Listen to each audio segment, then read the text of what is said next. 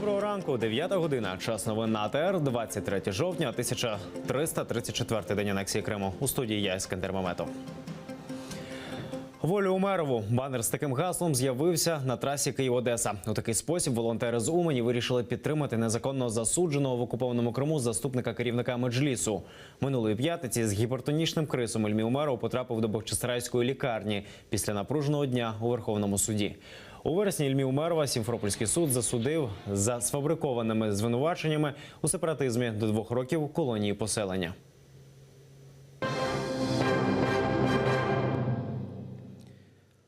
Домовитися з Кремлем марно. Потрібно боротися за свою свободу. Так вважає лідер кримсько-татарського народу Мустафа Джемілєв. Про це він заявив під час дискусії на тему свободи та прав людини. Питання Криму Мустафа Джемілєв обговорював з польським лідером руху «Солідарність» Збігнєвом Буяком. Говорили про утиски свободи кримських татар на окупованому півострові та дискусію про права людини у Криму надихнула польська стрічка «Людина із заліза», в якій головний герой – польський лідер руху «Солідарність» Збігнєв Буяк.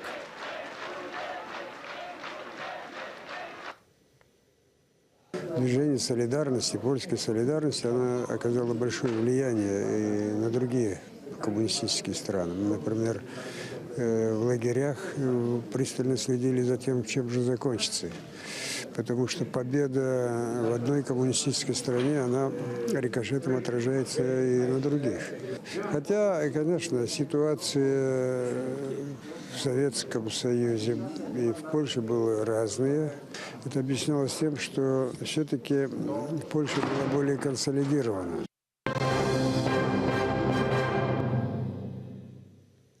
Один український боєць поранений у зоні АТО. Протягом доби на Донецькому напрямку бойовики кілька разів обстрілювали з гранатометів і кулеметів позиції наших захисників біля Авдіївки та шахти Бутівка.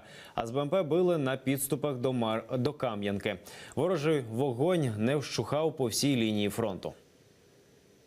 На Приморському напрямку бойовики застосовували великокаліберні кулемети неподалік Широкіного та Старогнатівки, а гранатомет поблизу Водяного. На Луганському напрямку увечері майже 1,5 години проросійські найманці обстрілювали з 82-мм мінометів, автоматичних та протитанкових гранатометів наших захисників у районі Кримського. Петро Порошенко анонсував ротацію підрозділів Збройних сил України на Донбасі. Президент України разом з міністром оборони напередодні особисто відвідали зону АТО, а саме прифронтову Авдіївку. Там Порошенко заявив, що найближчим часом підрозділи 72-ї, 14-ї, 92-ї та 53-ї бригад повернуться з Донбасу у місця своєї постійної дислокації. Вони вже більше року воюють на фронті. Президент подякував бійцям за службу, найкращих нагородив орденами та медалями і пообіцяв чималі премії. Найближчим часом підрозділи 4 бригад відправляються в пункти постійної дислокації. І вас чекають на Волині, чекають в Білій Церкві, Чугуєві, Сєвєродонецьку. На вашу заміну приходять інші бригади, які будуть міцно тримати ваші традиції. Крім державних нагород, крім нагород відомчих, президентом було доручено, щоб кожного військовослужбовця, 20 військовослужбовців з кожної військової частини, яка вбуває на відновлення, були нагороджені сумою 20 тисяч гривень. Тому, пане президенте, хотів би виконати таке доручення і вручити командирам бригад, а вони вже вручать своїм підлеглим сертифікати на отримання таких грошових отримань.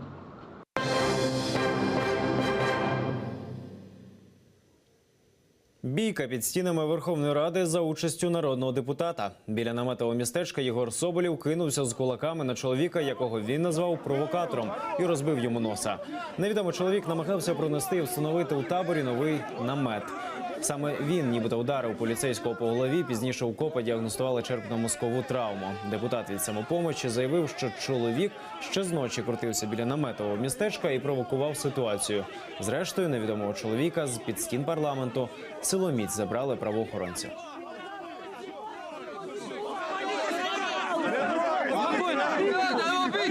Як кажуть ті, хто стояли на бойових постах вночі, ця сама людина провокувала конфлікт всю ніч.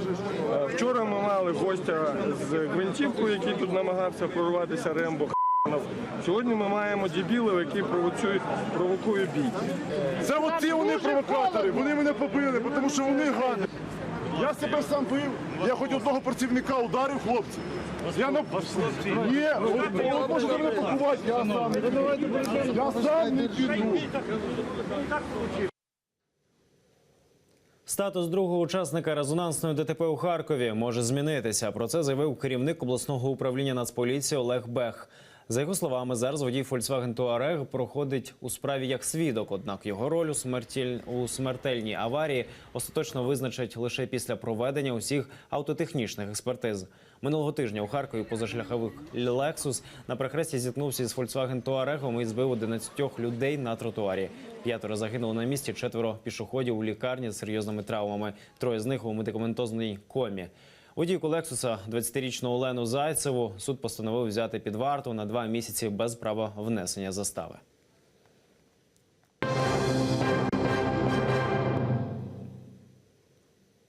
Олексій Навальний уперше за 20 діб адміністративного арешту провів мітинг. Його свободу обмежили через часті заклики до несанкціонованих акцій протестів. Виступаючи в Астрахані, він висловився з приводу висунення кандидатом у президенти колеги з опозиційного табору Ксенії Собчак. Все имеют право идти на выборы. Вопросов вообще нет. Каждый кандидат имеет полное право идти на выборы. Кто-то мне больше нравится, кто-то мне меньше нравится. Зюганов, Явлинский, Собчак, Навальный, кто угодно. Все имеют право идти на выборы. У Росії завершено слідство у справі українського журналіста Романа Сущенка. Про це заявив його адвокат Марк Фейгін. За його словами, він та його підзахисний вже почали ознайомлюватися з 10 томами матеріалів справи. Фейгін додав, що лише після ознайомлення вони визначаться із тактикою захисту. Хоча в головному позиція Сущенка незмінна. Він не визнає своєї провини і відмовляється свідчити проти себе. 30 листопада спливає термін його запобіжного заходу. На думку Фейгіна, його клієнт надалі залишиться під вартою. Суди, ймовірніше, продовжать арешт ще на 2 місяці. Романа Сущенка незаконно затримала ФСБ у Москві восени минулого року. Журналісти звинуватили у шпигунстві і назвали його працівником Головного управління розвідки Міністерства оборони України. Японське телебачення у прямому ефірі транслює катастрофу російського сухогрузу «Реал». Через надпотужний тайфун Лан судно викинуло на бетонний хвильоріз і пробило дно. На облавку корабля було 19 членів команди. 18 самостійно дісталися берега. Головного інженера вивіз рятувальний катер. У нього травмовані ноги. Тайфун Лан над Японією пронісся напередодні. Швидкість вітру досягла 200 км на годину. Стихія убила 2 людей. 90 мешканців узбережжя визнали постраждалими. 80 тисяч людей довелося евакуювати на безпечну територію острова.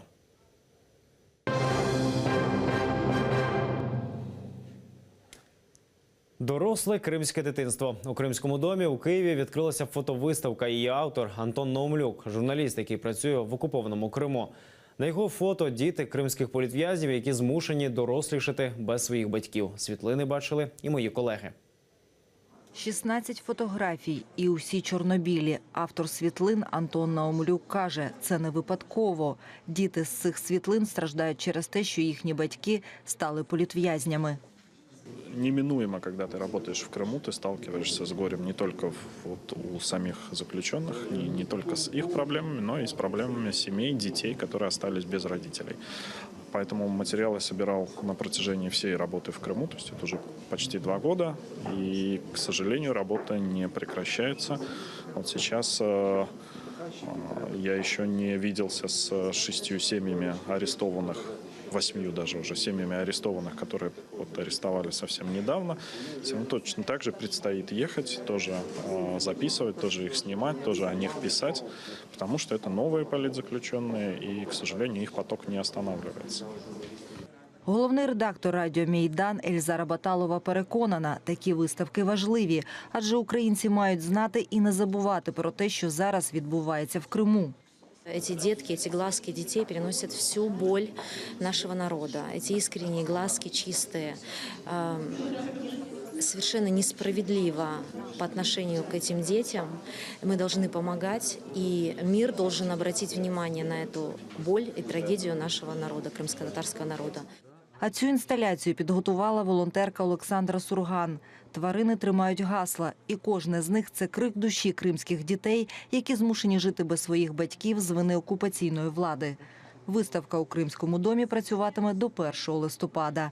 Вікторія Блязова, Іслям Пінка, Заман, АТР.